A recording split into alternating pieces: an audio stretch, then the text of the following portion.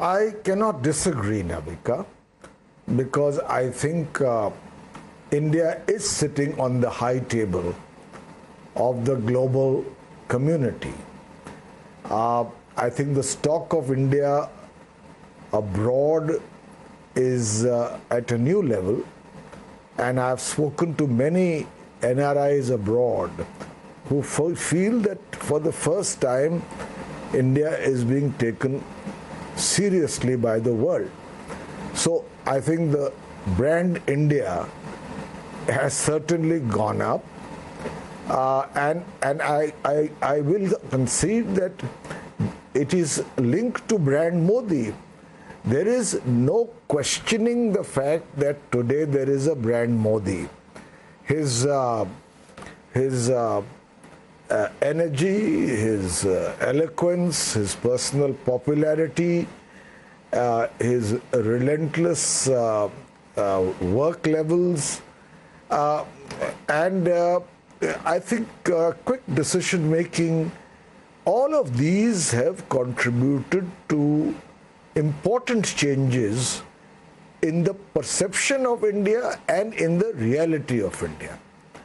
Having said that, I think that if India has to fulfill the potential that we now see the country has, there are 3 or 4 things that Prime Minister Modi, should he return in 2024, will have to look at. One is, it's a matter of great pride that India's GDP is today the highest in the world.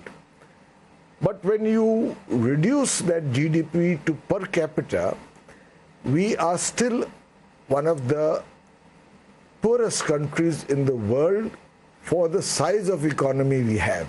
In other words, the problem of growing inequality.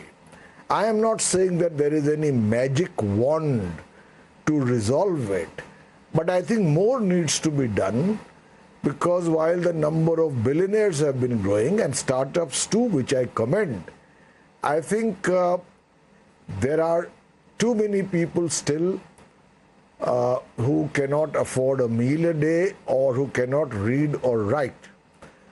Secondly, you cannot live permanently by giving 80 million or 80 crore people doles in terms of food rations.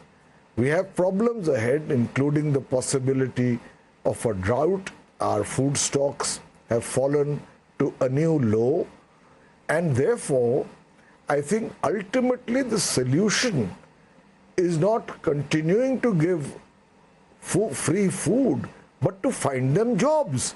People need jobs to be able to earn and contribute to a rising India.